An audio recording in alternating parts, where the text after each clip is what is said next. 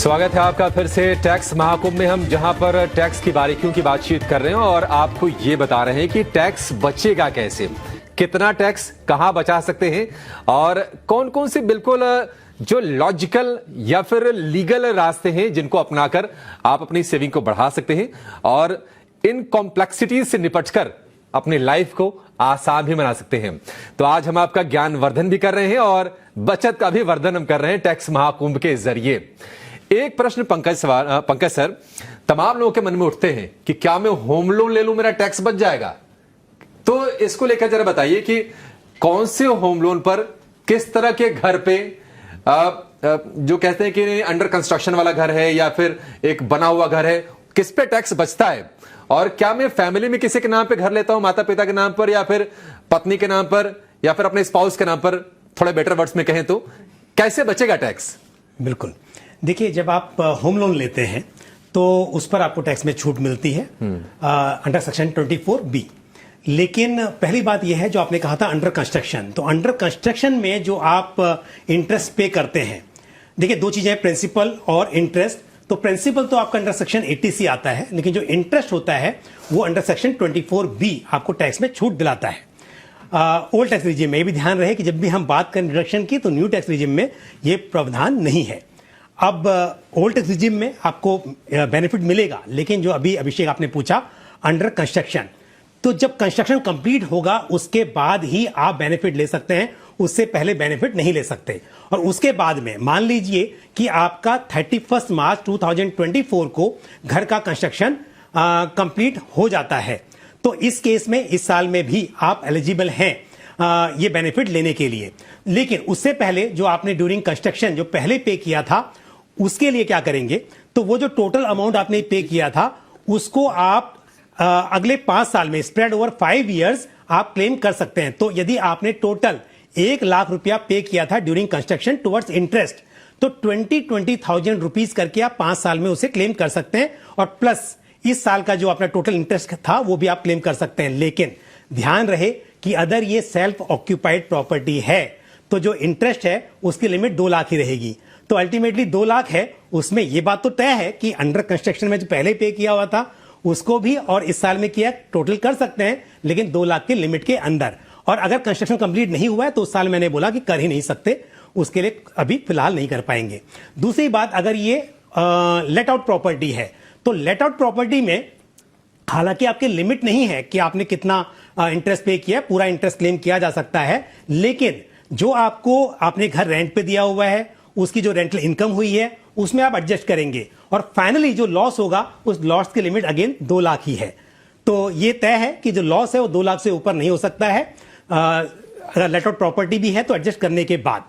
दूसरी बात, यदि हस्बैंड एंड वाइफ दोनों ज्वाइंट होल्डर हैं उस प्रॉपर्टी में, दोनों ही लोन रीपे कर रहे हैं, तो दोनों 2-2 लाख तक का लॉस क्लेम कर सकते हैं। लेकिन ऐसा नहीं है कि पेमेंट एक कर रहा है, लोन भी एक का है और सिर्फ घर में नाम 2 लोगों का है तो दोनों क्लेम कर रहे हैं। ऐसा कई बार लोग शायद अनजाने में कर लेते हैं, लेकिन जरूरत यह है कि दोनों ने रीपे करना चाहिए उसको और दोनों का नाम उस घर में हो, तब बेशक दोनों कर पाएंगे। पंकज जी, लेकिन एक चीज जो मेरे मन में उठ रहा है कि ये क्या चीज हुई कि अंडर कंस्ट्रक्शन हो तो नहीं ले सकते फायदा, बना हुआ घर है तो ले सकते हैं। भाई, हम लोन का EMI तो हम भी भर रहे हैं, तो इसमें आपको क्या लगता है कि इसके पीछे के लॉजिक क्या है और क्या इसको थोड़ा सा बदलना चाहिए? सर, कानून में ना कोई इमोशन या लॉजिक्स तो नहीं अप्लाई होंगे। कानून बना है, उसके पीछे कुछ वजह रही होंगी और कानून बन गया। अब वो कानून बना है तो मेरा काम तो यह एक्सप्लेन करना कि क्या होगा और क्या नहीं होगा, ठीक है। इसके आगे की तो वही कर सकते हैं जो कानून बनाते हैं। लेकिन दूसरी बात जो आपने कहा कि क्या इसमें बदलाव नहीं होना चाहिए, तो बिल्कुल होना चाहिए। मैं कहूंगा कि लिमिट भी, बल्कि पहले कम से कम लेट आउट प्रॉपर्टी में लिमिट नहीं होती थी, वो लिमिट कर दी गई, तो ये लिमिट बढ़नी चाहिए। क्योंकि 2 लाख आज हम देखें अगर मुंबई जैसे शहर में तो यहां तो बहुत ही कम है ये, क्योंकि करोड़ का लोन आप लेते हैं, घर की कीमत बहुत ज्यादा है, तो बढ़नी चाहिए। पर फिर मैं आता हूं अभिषेक इस बात पर कि सरकार चाह रही है कि ओल्ड टैक्स रीजन रहेगी ही नहीं, सिर्फ न्यू टैक्स रीजन रहेगी, तो डिडक्शन रहेगा नहीं। मुझे तो बड़ी घबराहट छूट रही है ये सुन के ना कि रहेगा old- बांस ना बजेगी बांसुरी। तो मुझे सुन के घबराहट छूट रही है कि ओल्ड टैक्स रिजीम खत्म हो जाएगी। हम चाहेंगे ये कि नहीं नए टैक्स रिजीम आए, नई व्यवस्था आए, लेकिन उसमें जो बेनिफिट्स मिल रहे हैं ना टैक्स सेविंग को लेकर वो बरकरार है। अदरवाइज पूरा का पूरा मोटिव ही कहीं डिफीट ना हो जाए, इसको लेकर एक दिक्कत लग रही है। खैर, पंजाब चलेंगे, वहां से अखिल शर्मा का सवाल लेंगे और उनका यह कहना है कि क्या आईटीआर में डॉक्यूमेंट्स अटैच करना जरूरी है? मणिकंजन जी, आप बताइए। एक्चुअली आईटीआर फॉर्म में डॉक्यूमेंट्स अटैच करना जरूरी नहीं है, क्योंकि वो प्रोविजन नहीं है। आपको क्या करना है, पहले अगर आपके पास डॉक्यूमेंट्स है तो आपको वो 8 इयर्स तक सेफली रखना चाहिए। अगर आप आईटीआर भर लिया, कुछ डिडक्शंस आपने क्लेम कर लिया, चाहे विदाउट नोइंग और अननोइंग, कोई आपका दोस्त बोलता है कि आप एटीसी में 1.5 लाख तक क्लेम कर सकते हैं, विदाउट इवैल्यूएटिंग, विदाउट अंडरस्टैंडिंग कि आपके पास वो प्रूफ्स है, प्रूफ्स के बिना अगर आप डिडक्शंस क्लेम कर लिया है तो वो बहुत बड़ा प्रॉब्लम हो जाएगा। तो इसके लिए आपको प्रोटेक्ट करने के लिए जेन्युइन प्रूफ्स होना चाहिए और वो प्रूफ्स आप 8 इयर्स तक रिकॉर्ड में रखना चाहिए। बट आईटीआर फाइलिंग के लिए वो प्रूफ्स अटैच करने की कोई जरूरत नहीं है। बिल्कुल। तो ये है सलाह। काफी कुछ सवाल आ रहे हैं आईटीआर पर भी, एक एक करके उनको भी शामिल करेंगे। ट्विटर पर हमें सवाल भेजा है विजय मरांडी जी ने, झारखंड से हैं ये, और ये कह रहे हैं कि ऑनलाइन आईटीआर कैसे फाइल कर सकते हैं। हेमंत जी, कुछ मदद कर पाएंगे आप इनकी? ये पूछना चाह रहे हैं कि ऑनलाइन प्रोसेस क्या है आईटीआर फाइल करने का। इस पर तो कई सारे सर्विसेज हैं जो आप अवेल कर सकते हैं। The gentleman from clear taxes here, उनके वेबसाइट पे भी आईटीआर फाइलिंग की सुविधा है। लोग उसे अवेल करके अपने टैक्स रिटर्न्स फाइल कर सकते हैं।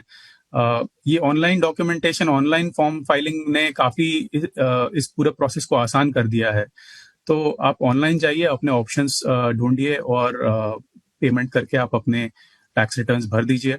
अगर आप ये पसंद नहीं करते हैं तो आप अपने सीए से कांटेक्ट करिए और सीए को समझाइए कि आपकी इनकम क्या है, आपके टैक्स डिडक्शंस क्या हैं, और ये सारा सरदर्द फिर आपके सीए का हो जाता है। मैं तो वही प्रेफर करता हूँ, और मेरा सीए जो है वो मेरे बिहाफ पे सारी फाइलिंग कर देता है।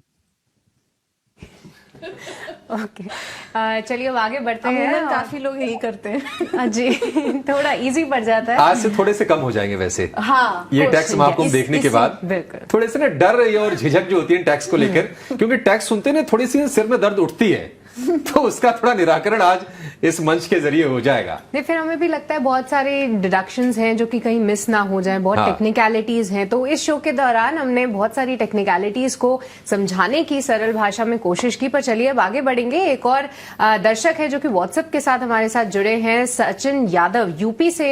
इन्होंने लिखा है, और मणिकंदन जी, इनका सवाल है कि अगर ज्यादा टैक्स भर दिया हो तो रिफंड कैसे मिलेगा?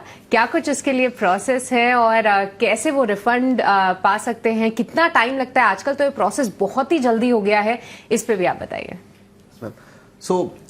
अगर आपको रिफंड लेना है तो सिर्फ एक ही मार्ग है, आपको आईटीआर फाइल करना चाहिए और वो भी विद इन ड्यू डेट आपको करना चाहिए।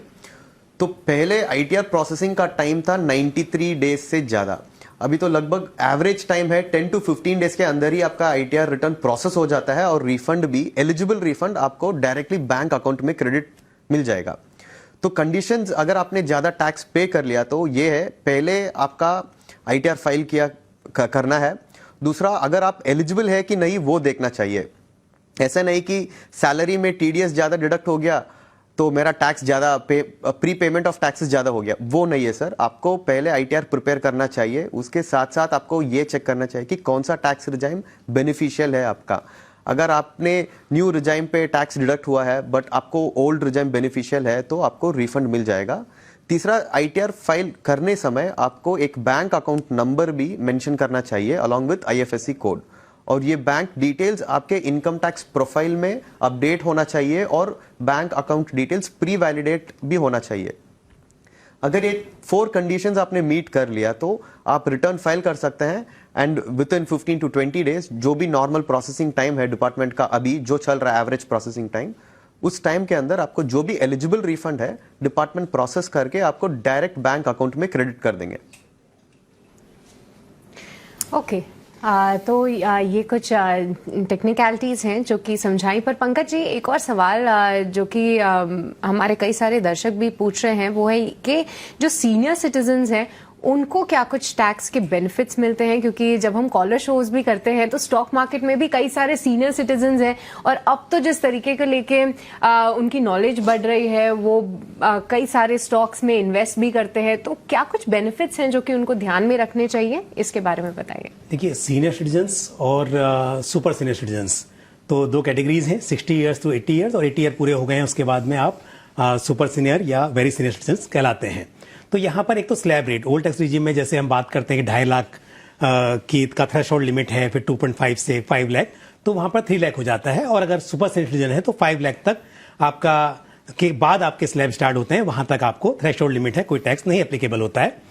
दूसरी बात जो एक बेनिफिट है वो ये है कि under section 80 TTB of income tax act आपकी जो भी इंटरेस्ट इनकम होती है, चाहे वो फिक्स डिपॉजिट से हो या फिर सीनियर सिटीजन सेविंग स्कीम से हो, तो 50,000 रुपीज तक, क्योंकि ये सब जो इनकम हो टैक्सेबल है तो आपकी इनकम में जुड़ जाता है, लेकिन 50,000 रुपीज तक का आप डिडक्शन क्लेम कर सकते हैं। तो इन शॉर्ट कहा जाए कि 50,000 रुपीज तक के आपकी इंटरेस्ट से जो इनकम हो रही है उसे उस पर आपको टैक्स नहीं पे करना होगा, उसके अलावा जो इनकम है उसी पर आपको टैक्स पे करना होगा। जबकि जो दूसरी जनरल कैटेगरी है वहां पर आपका सिर्फ सेविंग्स अकाउंट का जो 10,000 रुपीज तक का इंटरेस्ट होता है उसी पर डिडक्शन मिलता है आपको अंडर सेक्शन 80 TTA, लेकिन सीनियर सिटीजन के लिए लिमिट जो है 50,000 रुपीज है, उसमें सेविंग्स अकाउंट भी आते हैं और बाकी डिपॉजिट का इंटरेस्ट भी आता है।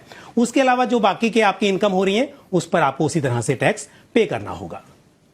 ठीक है, तो ये सीनियर सिटीजन उनके लिए टैक्स सेविंग की क्या इंतजाम है हमारे लोकतंत्र में, हमारे अर्थतंत्र में, उसकी बातचीत होगी।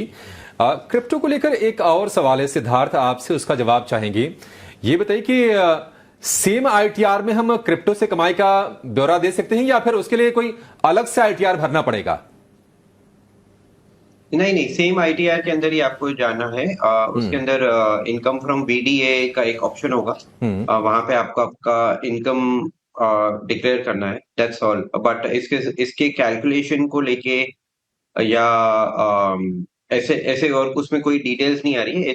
जहां तक मैंने देखा है 6-8 महीने पहले खाली एक ही कॉलम था, that income gain from virtual digital assets, और उसके ऊपर 30% का कैलकुलेशन होके आ जाता है। ओके, चलिए, तो ये है सलाह क्रिप्टो पर।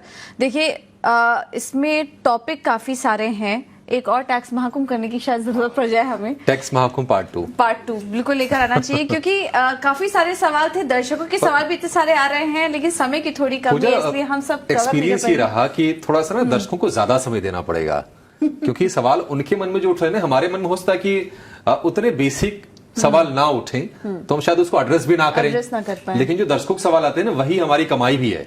उसके लिए मैं भी अपना ही शो थोड़ा सॉरी टू से प्रमोट कर देती हूँ। शनिवार को हम टैक्स मंत्रा भी करते हैं, आप उसमें अपने सवाल भेजिए, वैसे तो हम इसको करेंगे, लेकिन यहाँ अगर छूट गए, महाकुंभ में छूट गए, तो उसका भी छोटा सा मंत्र और है हमारे पास। तो ये था आज का टैक्स महाकुंभ। उम्मीद है आपको मदद मिली होगी। हमने कोशिश की है, हमारी तरफ से कोशिश थी कि हर सेगमेंट से हर तरीके से आपको समझाने की कोशिश करें। हमारे साथ शो की शुरुआत में भी ICI से और टैक्स कमिश्नर ये सब जुड़े थे, और अपने अपने टॉपिक के टैक्स एक्सपर्ट भी हमारे साथ जुड़े थे। तो हमने हर तरीके से कवर करने की कोशिश की। NRI, छोटे कारोबारी, सैलरी क्लास, किस तरीके से उन्हें फायदा हो सकता है। उम्मीद है इसमें आपको मदद मिली होगी। टैक्स महाकुंभ में आपने डुबकी लगाई होगी ज्ञान की, तो कुछ आपको उसका फायदा भी हुआ होगा। और अगर कुछ सवाल रह गए हैं आपके, तो हम आगे भी कवर अप करने की कोशिश करेंगे, इससे पार्ट 2 भी लाने की कोशिश करेंगे, लेकिन फिलहाल समय की थोड़ी कमी है, इसलिए फिलहाल टैक्स महाकुंभ में हम सभी को दीजिए इजाजत। आप सभी गेस्ट का, सभी मेहमानों का बहुत बहुत धन्यवाद। सृष्टि, अभिषेक, आपका भी बहुत बहुत धन्यवाद जुड़ने के लिए, हमारे साथ समय देने के लिए। चलिए, फिलहाल इस शो में इतना ही, लेकिन आप बने रहिए टीना स्वदेश के साथ।